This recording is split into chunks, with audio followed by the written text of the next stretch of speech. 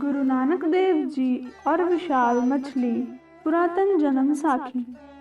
जन्म साखी का यह भाग याद दिलाता है जब गुरु नानक देव जी ने महासागर के द्वीप का सफर करने का निर्णय लिया।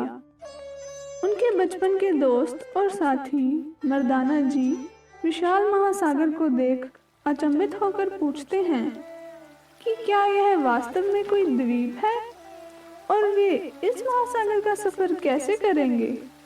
उनकी हैरानी को जानकर गुरु नानक देव जी ने वचन किया कि वे एक मछली की पीठ पर सफर कर रहे हैं। तो मर्दाना जी ने पूछा, कितनी बड़ी मछली है? तो गुरु नानक देव जी ने वचन किया, 35 कोस लंबी है और 5 कोस चौड़ी है। इस बात से मर्दाना जी को फिर आश्चर्य हुआ, क्योंकि यह इतनी विशाल मछली की कल्पना भी नहीं कर सकते थे।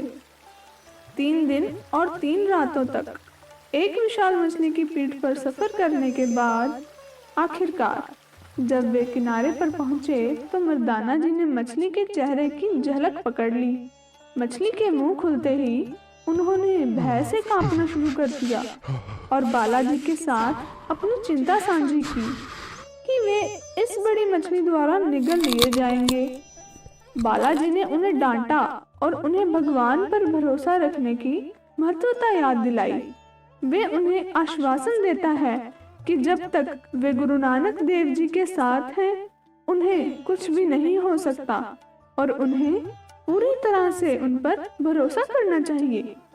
विशाल मछली ने अपना पेट खाली किया और उससे गुरु नानक देव जी और उनके साथियों के लिए बहुत सारा भोजन बाहर आया। तब गुरु नानक देव जी ने उस मछली से पूछा कि वह वास्तव में कौन थी और पता लगाया कि यह मछली अपने पूर्व जन्म में आलसी रहने के कारण इस योनि को प्राप्त हुई थी। मछली के अनुसार वह पूर्व जन्म में गुरु नानक देव जी की सेवा में रहती थी और कार्य करने में जी चुराया करती थी।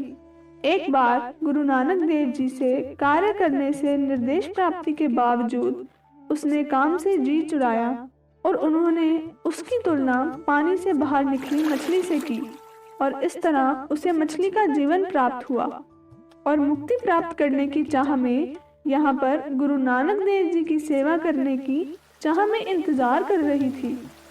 गुरु नानक देव जी ने मछली की आत्मा को मुक्त कर दिया। फिर बाला और मर्दाना जी के साथ आगे बढ़े। उन्होंने अपने मन में उनके ऊपर भरोसे पर शक करने पर उनसे क्षमा मांगी। ऐसा करने पर गुरु नानक देव जी ने उनके मन को शांत किया और उन्हें याद दिलाया कि बाला और मर्दाना जी जैसे हैं उन्हें वैसे ही स्वीकार्य हैं और वे उनकी यात्राओं में उनके साथी हैं।